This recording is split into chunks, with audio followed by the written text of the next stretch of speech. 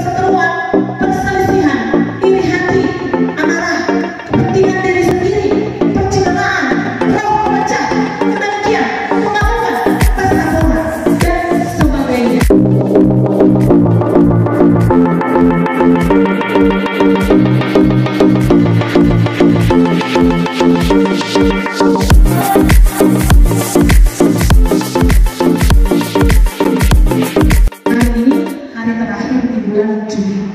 Dan minggu nanti, besok kita akan berjalan di awal bulan Agustus. Jadi tema kita pagi ini, kita akan belajar bersama dari Roma 8. Roma 8, kita akan baca hanya satu ayat saja, tapi di ayat 8 sampai 17 itu adalah menjadi perenungan kita. Saya akan kita semua bagi berdiri. Roma 8 ayat 14 yang sudah dapat, mari kita baca bersama-sama. 2, 3, ya. Semua orang yang dipimpin Roh Allah adalah anak Allah. Sekali lagi, semua orang yang dipimpin Roh Allah adalah anak Allah. Amin. Silakan duduk kepada Ibu. Ini firman saya yakin mungkin sudah berulang-ulang kita baca. Semua orang yang dipimpin Roh Allah adalah anak Allah. Saya beri tema untuk kita di siang hari adalah kehidupan yang dipimpin oleh Roh. Kehidupan berarti hidup, kehidupan bergerak. Hidup kita ini kehidupan atau apapun yang kita lakukan harusnya dipimpin oleh Roh Kudus. Di sini dikatakan semua orang, ya Bapak Ibu, semua orang. Apakah benar semua orang? Tapi konteksnya di sini bukan hanya semua orang yang tidak mengenal Yesus. Semua orang artinya di sini orang yang percaya sungguh-sungguh kepada Yesus. Amin. Semua orang yang dikatakan di sini adalah orang yang percaya dengan sungguh-sungguh kepada Yesus. Yang dipimpin Roh Allah. Semua orang yang percaya kepada Yesus itu dipimpin oleh Roh Allah. Roh Allah itu adalah Roh Kristus, ya, atau Roh Kudus. Anak Allah adalah kita yang menaruh iman percaya kepada Yesus. Itulah yang disebut anak Allah. Jadi dikatakan di sini semua orang yang dipimpin Roh Allah adalah anak Allah. Amin. Coba kita merenung pelan-pelan. Kita koneksi diri kita sendiri. Karena ini kita belajar bersama. Apakah benar saya ini sudah menjadi anak Allah yang selalu dipimpin oleh Roh Kudus? Kita balik ya. Apakah saya benar sudah menjadi anak Allah yang selalu dipimpin oleh Roh Kudus? Apa yang menjadi bukti bahwa kita adalah anak Allah? Kalau saya punya perenungan setelah saya belajar tentang firman ini, mungkin banyak khotbah-khotbah yang bisa kita gali, beda penyampaian, ya. Tetapi saya percaya kita belajar bersama. Apa yang menjadi bukti bahwa kita adalah anak Allah? Yang pertama, saya baca, sebab kamu tidak menerima roh perbudakan yang membuat kamu menjadi takut lagi, tetapi kamu telah menerima roh yang menjadikan kamu anak Allah. Oleh roh itu kita berseru, ya Aba, ya Bapa. Artinya kita tidak lagi hidup diperbudak keinginan daging kita. Kita tidak diperbudak lagi oleh hal-hal yang masuk dari luar ke dalam diri kita. Ada keberanian untuk apa? Keberanian dikatakan tadi kalau kita sudah tidak takut berarti kita berani untuk menyebut apa? Berseru. Berseru di sini bukan hanya memanggil ya Aba ya Bapa. Berseru di sini ada persekutuan yang intim dengan Tuhan. Menyembah Dia, menyembah Bapa bukan hanya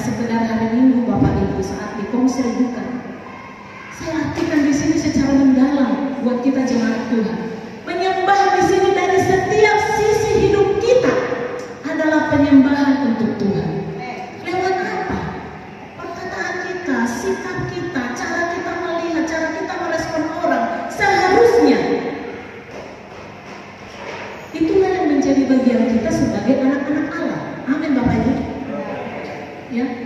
Tetapi pertanyaannya, kenapa kita masih takut? Takut di sini kok tidak percaya diri begitu, tidak percaya diri. Benar enggak ya saya sudah hidup di dalam roh? Benar enggak? Atau ada pertanyaan dari Bapak Ibu, benar enggak ya? Sebenarnya gampang ngeceknya pribadi kita sendiri.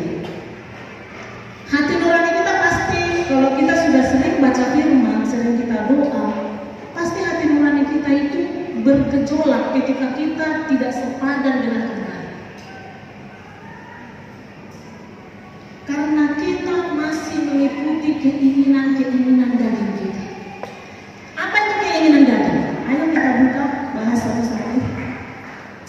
Di Galatia 5 ayat 19 sampai 21. Perbuatan daging telah nyata, yaitu percabulan, kecemaran, hawa nafsu, penyembahan berhala, sihir, perseteruan, perselisihan, iri hati, amarah, kepentingan diri sendiri, percideraan, roh pemecah, kedengkian, kemabukan, pesta pora, dan sebagainya.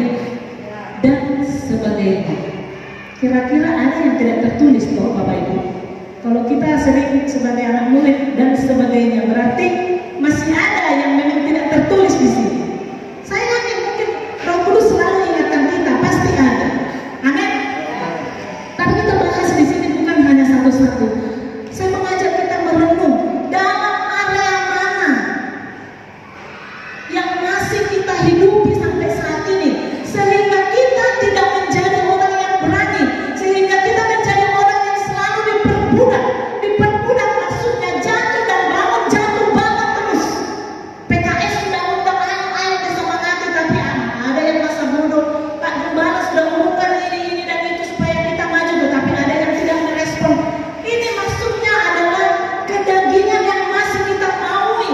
Terserah gue mau apapun. Itu kan Gembala, itu kan PKS. Karena PKS jadi rajin, karena Pak Gembala jadi ya. Bukan itu maksudnya. Tadi orang sebagai anak Allah adalah orang yang selalu menyembah Tuhan. Menyembah bukan artinya kita berbahasa roh Rusia adalah maya syakarara. Tidak begitu Bapak Ibu.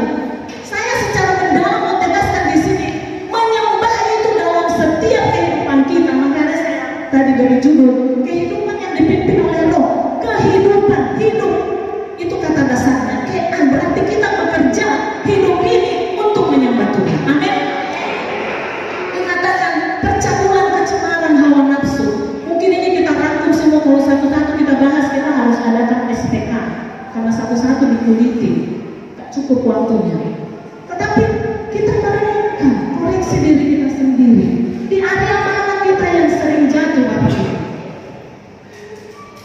Penyembahan berhala, sihir, perseteruan, perselisihan, iri hati, amarah, sedikit-sedikit marah, kepentingan diri sendiri, tidak pernah memikirkan orang lain, ego kita yang terus kita bawa. Apakah kita masih hidup di area itu, Bapak Ibu? Percideraan, roh pemecah. Ketika hidup kita sudah berpadanan dengan Roh Kudus, saya yakin pasti artinya begini, kalau kita selalu baca firman, ada perenungan dalam kehidupan kita setiap saat, hati nurani kita pasti tajam. Amin. Tajam maksudnya begini, ketika kita, salah satu contoh ya, kita sebagai keluarga, suami istri kah terhadap anak kah, kadang kita sering membuat pasangan kita kecewa, sakit hati, tapi kadang kita tidak menyadari. Tapi ada Roh Kudus yang mengingatkan kita, iya tadi kamu salah, harusnya tidak seperti itu, harusnya seperti ini. Apakah Bapak Ibu masih pernah mengalami hal seperti itu? Kalau tidak pernah, berarti hati nurani kita tumbuh, atau bahasa kasarnya tidak ada firman dalam kehidupan kita. Kalau hati nurani kita masih bergejolak untuk kita berubah, untuk kita bertobat, berarti masih ada Roh Kudus dalam kehidupan kita. Ketika kita menyerahkan hidup kita, ya, seperti tadi, di area mana yang kita masih mau berubah? di hawa nafsu kah, percabulan kah, kecemaran kah. Jadi ada banyak yang berpikir begini, percabulan, kecemaran, ini kan orang-orang yang selingkuh yang jelas-jelas bukan Bapak Ibu. Di pikiran saja firman Tuhan berkata, kita bisa melakukan percabulan, kita bisa melakukan kecemaran. Tetapi artinya di sini kita memang tidak mampu untuk menyelesaikan semua. Satu hal yang kita percaya, kita yakini bahwa Yesus sudah salibkan itu semua di kayu salib untuk semua dosa kita. Tetapi jangan kita lagi ulang lagi seperti tadi. Orang yang menyembah Tuhan seharusnya tidak lagi jatuh dan jatuh, jatuh bangun, jatuh bangun. Seharusnya. Tetapi firman ini mengingatkan kita kembali. Waktu saya merenungkan ini, Tuhan, adakah kami umat-Mu yang sudah memang betul-betul sesempurna itu, atau memang ada umat-Mu yang sama sekali tidak mau berubah? Nah, dua ini Tuhan berikan jawaban seperti ini. Kesempurnaan tidak mungkin orang seperti kemarin malah tidak berpikirannya jelek. Ya kita ini kan orang udah kasih manusiawi lewat sana, lihat apa burung terbang, lihat ada orang lalu-lalang, pasti kita terpengaruh. Tetapi yang harus kita kendalikan adalah pola pikir kita. Sekalipun itu seperti burung ya. Kalau burung bersakar di kepala kita, dia sampai mengeluarkan kotoran, ya kan? Berarti kita memikirkan kita bisa menikmati. Tapi kalau burung hanya lintas saja, ya kan? Lintas saja, kita tidak mungkin bisa menikmati dan merasakan apa itu yang jadi. Artinya, jangan kita hidup lagi hal-hal dosa. Jangan lagi kita ingini atau kita seperti mau merasakan, seperti coba-coba dulu tentang kedagingan. Amin Bapak Ibu. Sudah seharusnya kita putuskan dalam nama Yesus. Kita mau harus katakan, saya sanggup melawan pikiran saya. Saya sanggup melawan pola pikir saya yang aneh-aneh ini. Karena Kristus yang hidup ada dalam hidup. Itu tadi yang pertama. Apa yang menjadi bukti bahwa kita adalah anak Allah? Yaitu tadi, bahwa kita pastikan hidup kita tidak diperbudak lagi oleh keinginan hati kita. Amin. Yang kedua, kembali tadi ke Roma 8. Yang kedua adalah Roh itu bersaksi bersama-sama dengan Roh kita bahwa kita adalah anak-anak Allah. Maksudnya apa? Roh Allah bersaksi bersama-sama dengan Roh kita. Luar biasa Bapak Ibu. Roh Allah bersaksi bersama-sama dengan Allah kita. Kita memang tidak melihat Roh itu, tetapi cara kerjanya itu nyata. Amin. Amin. Amin. Nyata. Roh yang menjadi saksi di dalam kita, ya tidak bisa didengar, namun kerjanya nyata. Yaitu apa? Ada kerinduan untuk menjadi seperti Kristus. Ada kelaparan, ada kehausan tentang firman Tuhan. Ada kerinduan juga untuk menyampaikan kabar baik bagi orang lain. Ini yang dikerjakan Roh Kudus bagi kita. Makanya dikatakan bersaksi bersama-sama. Jadi kita bekerja sama di sini dengan Allah, dengan Roh kita. Karena apa? Itu tadi. Karena kita sudah menjadi anak Allah, yaitu orang yang percaya sepenuhnya kepada firman. Amin. Ya. Ada pasti kita semua sudah pernah mengalami atau merasakan dorongan daripada Roh Kudus, ya, menjadi satu kesaksian seperti ini. Bagaimana Roh Allah bersaksi bersama-sama dengan Roh kita untuk menyampaikan kabar baik bagi setiap orang. Saya pernah mengalami, kami atau saya sendiri pernah 2 bulan yang lalu, Bapak Ibu. Memang tetangga kami ini, dari kami mulai bertetangga, kami sudah melayani mereka, sudah berdoa. Awalnya mereka sama-sama Kristen. Tadinya si ibu Muslim tapi masih Kristen. Lama kami sampai kami ajak juga sempat ke gereja, tapi karena sudah tua nggak sanggup, tapi anaknya kami ajak SPK. Sampai di situ Bapak Ibu, seringlah kami seperti tidak terlalu sering kunjungan karena sering juga keluar daerah, keluar kota, dinas sampai segala macam. Terakhir istrinya sakit. Saya ke sana, kami suami istri ke sana. Yang kami tahu pernah pengajian di situ. Kok pengajian ya? Memang anaknya menikah sama seberang. Pengajian ya, mungkin anaknya kan.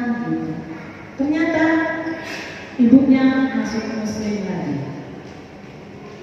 Terus lama, kami kunjungan ke situ, saya bilang Pak De, bagaimana?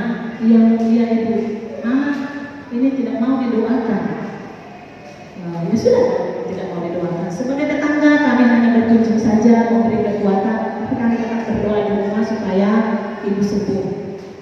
Singkat cerita itu berlalu Bapak Ibu. Tapi suatu sore saya keluar, ketemulah dengan Pak D. Saya bilang bagaimana Pak D? Keadaan Pak D sudah sehat. Aduh bagaimana ini? Terus Pak D bagaimana? Sudah berdoa Pak D? Pikirannya saya Pak D ini masih seperti kita, percaya Yesus. Tapi ternyata dia meneteskan air mata. Dia bilang begini sama saya, Ibu, maafkan saya juga sudah masuk agama. Saya bilang, kenapa? Alasannya apa? Karena saya sangat mengasihi istri saya. Mereka bilang kalau beda agama, saya tidak bisa sentuh istri saya, tidak bisa melayani dia, tidak bisa masak, tidak ini segala macam alasan. Kami dua saling menangis ini. Saya bilang begini, Pak De, sampai segitunya Pak De percaya dengan kata-kata itu. Kita orang Kristen justru di dalam perbedaan itu kita harus tunjukkan kita mampu melayani. Saya menangis di situ. Tadi sampai saya bilang begini, Tuhan, jiwa itu begitu gampangnya orang meninggalkan Yesus karena sesuatu masalah. Tetapi bukan itu yang kita mau bahas. Keberanian untuk menyampaikan kabar keselamatan itu harus kita kerjakan. Amin Bapak Ibu. Amin. Pertama saya bilang begini, Pak De, secara roh, secara ini saya tidak terima. Saya bilang, saya mau ajak Pak De, sekalipun itu diumum Pak De menjadi yang tidak lagi menerima Yesus. Tapi saya tanya hati nuraninya Pak De sekarang, masih percaya Yesus kan tidak? Saya bilang. Dia menangis, Pak. Saya juga menangis. Karena apa ya? Keselamatan itu sangat berharga. Kenapa orang tinggalkan gampang tinggalkan Yesus? Saya langsung bilang, Pak De, masih ada hati nuraninya Pak De untuk percaya Yesus? Jujur, masih. Kita sepakat sekarang. Setiap Pak De berdoa harus menyebut nama Yesus. Saya tidak terima Pak De sebut dengan nama yang lain. Di dalam daftar KTP mungkin Pak D bisa berubah. Tapi Tuhan tahu sampai di situ saya sudah tidak mampu Bapak Ibu mengeluarkan air mata. Kenapa? Harus kita berani menyampaikan sekalipun itu bagi dia sakit dan bagi saya sakit. Tetapi kebenaran nanti yang akan menyelamatkan. Amin Bapak Ibu. Amin. Saya tidak terima Pak D. Pak D harus berdoa sungguh-sungguh kepada Yesus. Karena saya tidak mau Pak D dengan D binasa. Ini tentang keberanian kita untuk menyampaikan kabar baik bagi orang lain. Percaya atau tidak yakin atau itu jadi, itu urusannya Tuhan. Amin Bapak Ibu. Saya tidak mau kecewa. Kenapa harusnya dia ikut SPK, harusnya dia ikut di gereja BBI Citra. Bukan itu urusannya Bapak Ibu. Tapi kita sampaikan kebenaran itu bagi orang yang belum terselamatkan, apalagi orang yang ragu-ragu seperti ini. Kita harus tarik mereka dari binasa. Itulah alasan kita menjadi anak Allah. Diberi kepercayaan oleh Tuhan bagi kita. Diberi kebebasan bagi kita. Diberi otoritas bagi kita menjadi anak Allah. Anak Allah itu adalah anak yang memiliki roh Allah. Amin Bapak Ibu. Jadi bukan tanggung-tanggung. Makanya ini secara mendalam kemarin saya kalau balik jalan, saya merenungkan ini di rumah. Tuhan, dahsyat sekali kalau firman ini menjadi rema dalam hidup kita.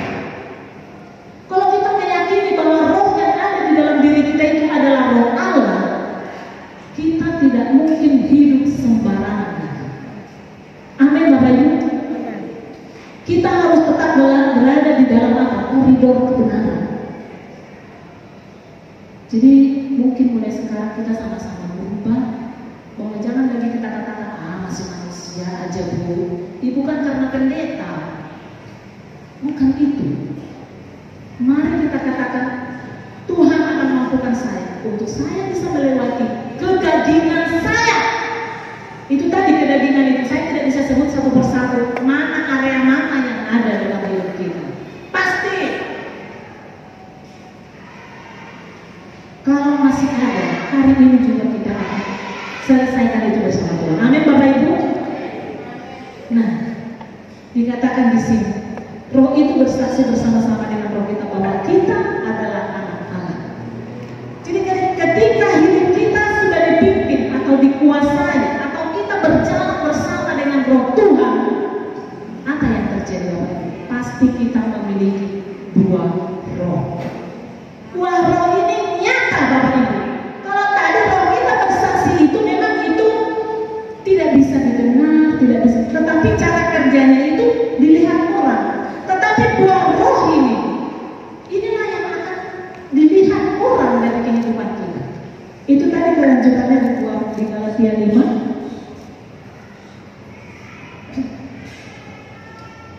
Galatia 5 ayat 22 sampai 23. Tetapi buah Roh ialah kasih, sukacita, damai sejahtera, kesabaran, kemurahan, kebaikan, kesetiaan, kelemah lembutan, penguasaan diri. Tidak ada hukum yang menentang hal-hal itu. Jangankan di dunia Bapak Ibu, apalagi di surga, kita pasti disambut. Karena apa? Ini kerjanya nyata dari hidup kita. Inilah buah kebenaran. Ketika kita masih di dunia ini harus nyata bagi hidup kita. Tetapi buah Roh ialah kasih, sukacita. Tadi waktu lagu-lagu pujian itu agak bergelora rasanya karena diingatkan kembali Roh. Orang yang dipenuhi oleh Roh Kudus pasti mukanya berseri-seri. Amin. Jadi tadi menari, tapi ya seharusnya menari begitu ya. Tapi kalau bisa Roh kita ini harus terus kita bangkitkan. Ada gairah. Jadi artinya jangan kita poco-poco di luar sana. Enak sekali. Tetapi kalau menari kita di sini, seperti Pak Andres pemimpin pujian tadi sudah angkat, ya memang faktor usia kali ya Pak ya. Jadi tidak bisa melompat-lompat. Kalau saya tadi di belakang ya lompat-lompat karena apa? Dari kemarin saya belajar bagaimana kehidupan yang dipenuhi oleh Roh. Memang itu kayaknya sepele Bapak Ibu. Jadi kalau saya begini-begini memang tidak hidup dalam Roh. Bukan kami mau menghakimi, tetapi itu ada nyata dari di dalam cara kerja Roh Kudus itu nyata dalam kehidupan kita. Amin. Kan kelihatan orang yang berletih lesu, lain-lainnya ya kalau ada yang sakit, yang mungkin encok, pinggang, rasa kurang, jadi tidak bisa menari-nari. Memang saya juga tidak langsung lompat-lompat, tapi minimal menari begitu. Jadi kalau diundang itu artinya apa? Hidup kita ada Roh. Kita harus menunjukkan juga dikatakan tadi buah-buah itu, buah Roh itu. Ya. Jika kita adalah orang yang dipenuhi Roh Kudus, cara berpikir kita, cara berbicara kita, cara bertindak kita juga harus selaras dengan kebenaran firman Tuhan. Amin. Selarasnya bagaimana? Cara bertindak kita, ya maaf, bukan saya mau menyinggung kita semua. Ya hari-hari ini mungkin Pak Gembala juga sudah berpikir kenapa ini doa puasa, doa malam, kayaknya sudah kemarin juga kita merasa ini gimana ini apa teman-teman mungkin kesibukan pada baru masuk sekolah ya, mungkin banyak yang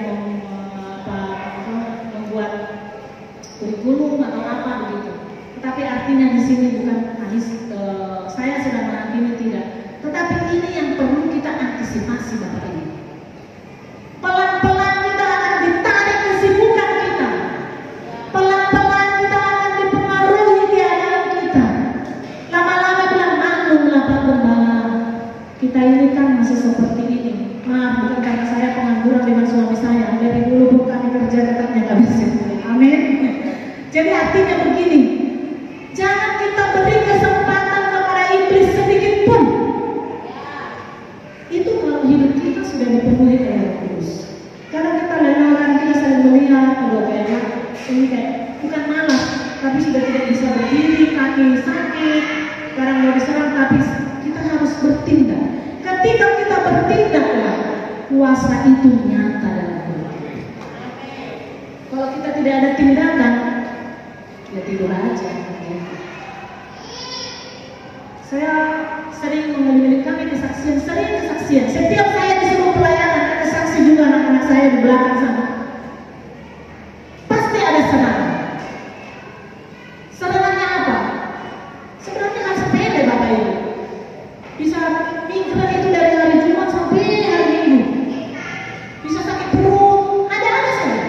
Waktu itu saya masih stres gitu, tapi hari-hari ini, bukan kemarin yang saya pelayanan, tapi saya katakan begini, oh iblis, engkau menghalangi saya untuk bertemu dengan anak-anak Tuhan dan bertemu dengan Tuhan saya. Tidak ada. Mau bagaimana saya di sini, kami akan tetap jaga. Ada tindakan nyata ketika kita dipenuhi oleh Roh Kudus. Kalau kita hanya bilang saya dipenuhi Roh Kudus, oke, tidak masalah. Tetapi orang-orang yang ada di sekitar kita membutuhkan tindakan kita. Amin. Bagaimana kita mau menginjili mereka, mempengaruhi mereka sedangkan kita malas? Bagaimana mungkin kita mempengaruhi mereka sedangkan hidup kita belum berpegangan dengan kebenaran? Menyalahkan pemimpin, menyalahkan jemaat, sekali menyalahkan, ada iri, ada perselisihan, pencitraan. Itu masih kedagingan. Dulu saya masih terpengaruh. Aduh, percaya diri nggak ya? Tapi saya bilang, Tuhan, saya akan selalu berjalan di dalam rel kebenaran yang penting. Saya tidak menyakiti hati mereka. Saya tidak pernah menggosip mereka. Saya tidak pernah merugikan siapapun dalam hidup ini. Akhirnya apa? Roh Kudus tentukan di hati saya berjalan. Siapapun pasti pernah mengalami masalah. Tidak ada yang sempurna dibilang dalam kehidupan ini. Benar nggak Bapak Ibu? Kita bisa sempurna karena Yesus menyempurnakan. Amin. Selama di dunia ini pasti masih ada proses. Kalau tidak ada proses berarti itu mati. Kita bersyukur kalau masih kita diproses. Seperti kemarin khotbah, kalau tidak salah pernah suami saya berkhotbah. Kita minta kesabaran. Belum kesabaran yang dikasih Tuhan. Orang yang menjengkelkan yang dikirim. Betul Bapak Ibu? Tuhan beri saya kesabaran. Mungkin suami saya berdoa, Tuhan beri saya kesabaran. Istrinya menjengkelkan.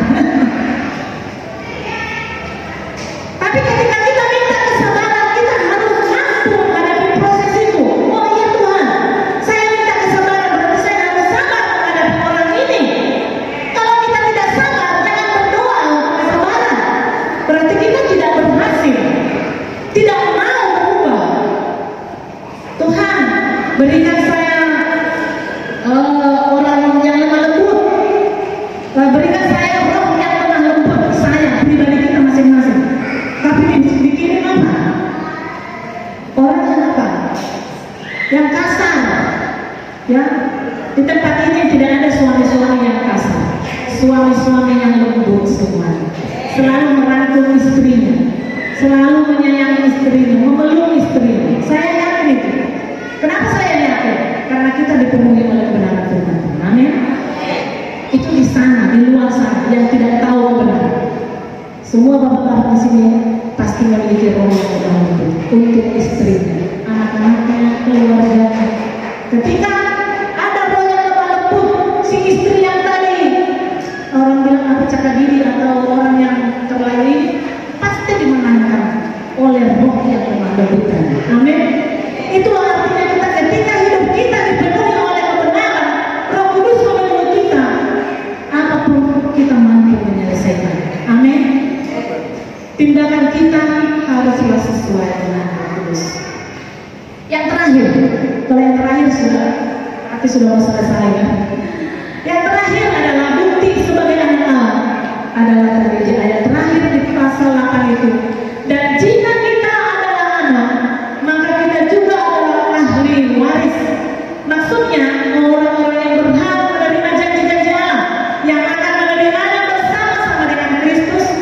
yaitu jika kita menderita bersama-sama dengan Dia, supaya kita juga dipermuliakan bersama-sama dengan Dia. Yang terakhir adalah sebagai anak Allah, kita penerima ahli waris. Kalau di dunia ini kalau kami suami istri tidak ada warisan, karena orang tua kami orang tua yang tidak berada. Bersyukur ya orang-orang yang ada warisannya. Tapi yang saya bersyukur, hal yang rohani yang diwariskan bagi kami, baik itu dari pihak suami saya, baik itulah kebahagiaan yang kami, bukan jangan-jangan, tapi oleh karena harapan orang tua kami dulu mungkin kami menjadi anak Tuhan, kami bisa dimampukan Tuhan berdiri di tempat ini. Kita adalah ahli waris. Kita kalau ahli waris itu ya adalah orang-orang yang mengerti bagaimana cara memanfaatkan. Kalau kita menjadi anak Allah, memanfaatkan kasih karunia itu. Seperti kita, kalau kita dikasih warisan, saya percaya pasti kita bisa mengelolanya. Jangan sampai kita dikasih warisan mungkin 1M, langsung kita keluar negeri putar-putar pulang, tidak ada yang tinggal. Saya yakin itu bukan seperti itu anak Tuhan. Tapi terlebih lagi kita di sini ahli waris Tuhan.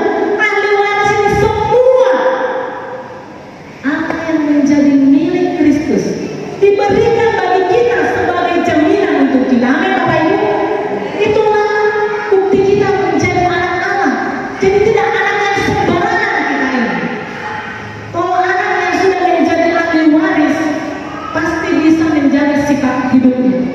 Karena hidup Kristus adalah hidup yang sempurna. Kalau kita ahli waris diturunkan, kita tidak mungkin memperlakukan hidup kita menjadi orang yang sembarangan. Kalau kita masih hidup sembarangan, kemauan kita sendiri, semau kita sendiri, bukan saya yang bilang, tapi benar. Kita tidak berada di posisi menjadi anak Allah. Kan ada dua saja Bapak Ibu. Kalau tidak anak Allah, anak siapa? Dijawab dong. Kalau bukan anak Allah, anak siapa? Anak bapak kita, bukan itu konteksnya. Kalau bukan anak setan. Tidak ada di sini anak kalau di tengah-tengah mungkin anak apa ya? Saya tidak tahu sebut apa. Tapi yang saya tahu hanya dua, anak Tuhan dan anak setan. Tapi saya percaya kita bukan anak di luar daripada anak Tuhan. Karena kehidupan kita adalah kehidupan yang mempengaruhi banyak orang. Kita masih dipakai Tuhan di dalam jemaat ini secara khusus. Mari, ketika kita dipenuhi oleh Roh Kudus, kehidupan kita adalah kehidupan yang menghasilkan buah, dan buah itu nyata. Kedua, kehidupan yang dipenuhi Roh Kudus adalah gairah, ada semangat, ada kerinduan, terus ada di dalam Tuhan. Amin Bapak Ibu. Ini tegang-tegang semua. Amin. Mau dipenuhi Roh Kudus, terima itu dengan rendah hati, terima itu dengan roh yang lemah lembut, supaya kita dipenuhi oleh Roh Kudus. Saya undang semua pemain musik dan banyak untuk kita mengakhiri firman ini. Di akhir daripada firman ini, mari kita bersama-sama terus mengaktifkan roh kita, yaitu roh Allah yang sudah ada di dalam kehidupan kita, untuk kita menjadi anak-anak Allah. Karena dikatakan semua orang yang dipimpin roh Allah adalah anak Allah. Dan saya mau katakan bahwa saya adalah anak Allah yang selalu dipimpin oleh roh Allah. Amin. Puji Tuhan. Saya undang kita semua bangkit berdiri.